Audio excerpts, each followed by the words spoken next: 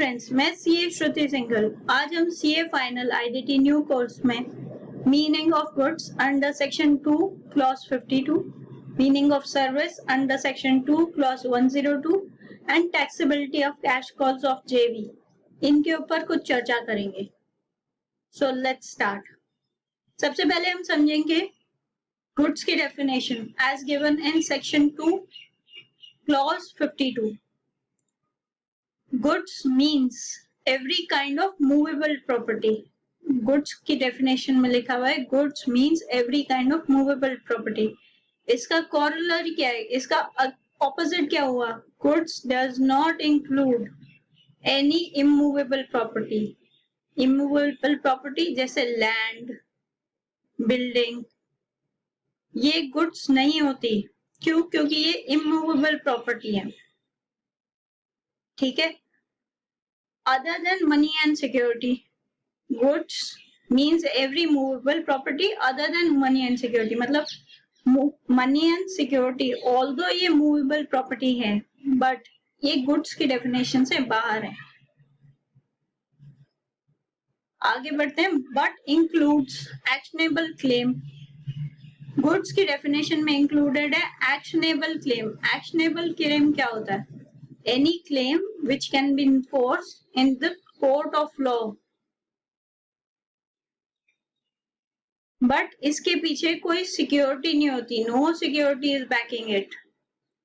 For example, आपकी insurance receipt, आपकी lottery receipt, ये सारे एक्शनेबल क्लेम हैं। इनको इंश्योरेंस रिसिप्ट, लॉटरी रिसिप्ट को गुड्स की डेफिनेशन में इंक्लूड किया गया है। Next, goods include actionable claim and also growing crops, grass, things attached to or forming part of land which are agreed to be severed before supply or under a contract of supply. Growing crops, grass, things attached to or forming part of land. ये actually तो land का ही part होता है ना, जैसे grass grow होती है land पे, तो ये तो इमूवेबल प्रॉपर्टी में इंक्लूड हो जाना चाहिए। लेकिन नहीं, अगर वो सिवियर हो जाती है, सिवियर मतलब काट दी जाती है बिफोर सप्लाई या under a contract of supply, in that case इसको गुड्स माना गया है। बिफोर सप्लाई और under a contract of supply का मतलब क्या है कि सपोज जिस टाइम हमारा कॉन्ट्रैक्ट हुआ उस टाइम वो अटैच थी, अभी वो लैंड से अटैच थी, लेकिन कॉन्ट्रैक्ट हो गया कि इसको काट के मैं आपको सप्लाई कर दूंगा। इन दैट केस ऑल्सो वो गुड्स का पार्ट बन जाएगी और उन पे जीएसटी लेवी हो जाएगा। ठीक है, तो हम एक क्विकली रिकैप कर लेते हैं कि goods includes what all things. Goods include movable property, corollary, immovable property outside goods.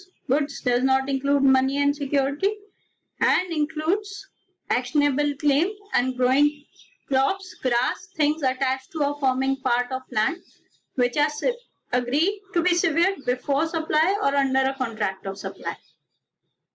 ठीक है, अब हम समझते हैं अपनी सर्विस की definition. Service is defined in section 2 clause 102. It means anything other than goods. वाह, उन्होंने पूरे जो उसको पैरामीटर को दो में डिवाइड कर दिया। एक गुड्स हो गया, गुड्स नहीं है तो सर्विस हो जाएगा। Other than goods, money and security, दो ऐसी चीज हैं जो कि ना तो गुड्स हैं ना सर्विसेज हैं। क्या? मनी एंड सिक्योरिटी, ना तो वो गुड्स हैं ना वो सर्विसेज हैं। ठीक है, तो गुड्स और सर्विसेज की दोनों की डेफिनेशन के बाहर कर दिया मनी एंड सिक्योरिटी को। But include, service includes activities relating to use of money and activities relating to conversion by cash or any other mode from one form currency denomination to another form currency denomination for which a separate consideration is charged. ये जो for which a separate consideration is charged line लिखी ना, ये दोनों के लिए लिखी है. Activities relating to use of money for which a separate consideration is charged or activities relating to conversion by cash or any other mode from one form currency denomination to another form currency denomination for which a separate consideration is charged. अब हम इन दोनों लाइनों को समझ लेते हैं. पहले activities relating to use of money. जब हम बैंक के पास जाते हैं और बैंक से मांगते हैं लोन, तो ये क्या है? This is a transaction in money और ये सर्विस की डेफिनेशन के बाहर है. बट जो उस पे इंटरेस्ट लगता है या लोन प्रोसेसिंग चार्जेस रखते हैं, वो क्या है? They are activities relating to use of money for which a separate consideration is charged. ठीक है, ऐसे ही सेकेंड लाइन आइटम है activities relating to conversion by cash or any other mode from one form currency denomination to another form currency denomination. जब हम money changer के पास जाते हैं, जैसे कि ऑथराइज मनी चेंजर या बैंक के पास जाते हैं कि हमारी करेंसी चेंज कर दो फ्रॉम रुपीस टू यूएसडी, तो ये जो कन्वर्जन है ये तो एक ट्रांजैक्शन इन मनी है, इस पे तो जीएसटी नहीं लगता, ये तो सर्विस की डेफिनेशन के बाहर है. बट बैंक या मनी चेंजर जो होता है ऑथराइज मनी चेंजर, वो एक चार्जेस लेता है ये कन्वर्ट करने के. वो चार्जेस है activities relating to conversion by cash any other mode from one form currency denomination to another form currency denomination for which a separate consideration is charged. तो इन चार्जेस को जीएसटी में इंक्लूड कर लिया गया है, सर्विस की definition में include कर लिया गया है. ठीक है, next explanation. For the removal of doubt, it is hereby clarified that the expression service includes facilitating or arranging transaction in securities. ये जो एक्सप्लेनेशन है ये बाद में इंट्रोड्यूस हुई थी और ये सिर्फ रिमूवल ऑफ डाउट्स के लिए है, कोई ऐसा रीजन नहीं था other than removal of doubts इसको इंक्लूड करने का, क्योंकि इन्होंने सर्विस की डेफिनेशन से बाहर कर दिया था सिक्योरिटी. तो एक डाउट हो रहा था कि क्या ब्रोकरेज जो हम देते हैं सिक्योरिटी की परचेज और सेल के लिए अपने स्टॉक ब्रोकर को, क्या वो भी बाहर हो गया सर्विस की डेफिनेशन? तो रिमूवल ऑफ डाउट्स या लिटिगेशन अवॉइड करने के लिए फ्यूचर में गवर्नमेंट ने डाल दिया कि सर्विस इंक्लूड्स, मतलब कि ब्रोकरेज सर्विस का पार्ट है और ब्रोकरेज पे जीएसटी लगेगा.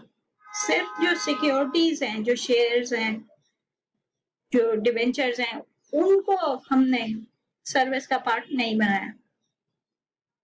ठीक है, अभी इसी डेफिनेशन, इन्हीं दोनों डेफिनेशंस को जो हमने समझा है, इसके ऊपर सीबीआईसी से एक क्वेश्चन पूछा गया. सीबीआईसी ने एक सर्कुलर के थ्रू क्लैरिफाई किया.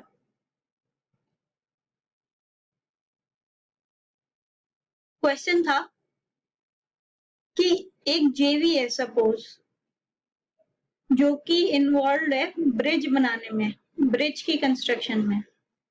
जेवी के 4 क्या कह लो मेंबर्स हैं, ए बी सी डी, और ए है ऑपरेटिंग मेंबर.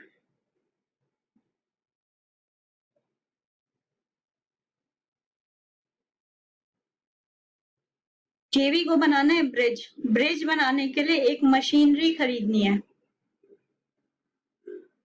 मशीनरी आएगी ₹400 की. तो जो ऑपरेटिंग मेंबर है उसने केस सिनेरियो 1 में क्या किया, केस 1 या सिनेरियो 1 में क्या किया, उसने चारों ए बी सी डी से कैश कॉल्स ली. कैश कॉल्स क्या मतलब, या कैपिटल कंट्रीब्यूशन लिया 100 ईच, और एक मशीनरी परचेज करते। तो सीबीआईसी से पूछा गया कि ये कैश कॉल्स या जो ये कैपिटल कंट्रीब्यूशन है 100 ईच का, क्या इस पे भी जीएसटी लगेगा? तो सीबीआईसी ने क्लैरिफाई किया, जो आपको अभी तक ये बात समझ में आ गई होगी, कि these cash calls are nothing but a transaction in money. इसके लिए इनके ऊपर जीएसटी नहीं लगेगा, ये सर्विस का पार्ट नहीं है। फर्दर कि लोगों को कोई कंफ्यूजन ना रहे, उन्होंने एक केस 2 या सिनेरियो 2 डेवलप किया। उन्होंने कहा ए जो ऑपरेटिंग मेंबर है उसकी किसी और फर्म में उसके पास एक मशीनरी रखी है जो कि वो जेवी को रेंट पे दे देता है। तो in that case whether this rent is exigible to GST, मतलब क्या इस रेंट पे भी जीएसटी लगेगा? उन्होंने कहा आंसर इज यस, क्योंकि अब जो ये रेंट हम जेवी एक ऑपरेटिंग मेंबर को दे रहा है ए, this becomes income for A and expense for JV. It loses the character of cash calls, या कह लो कैपिटल कंट्रीब्यूशन नहीं रहा ये। अब ये ए की इनकम है और जेवी का एक्सपेंस है। अब ये एक नियर ट्रांजैक्शन इन मनी नहीं रहा, जिसकी वजह से इस ट्रांजैक्शन पे जीएसटी लेवी होगा। I hope I am clear to everyone. आज के लिए बस इतना ही। Thank you.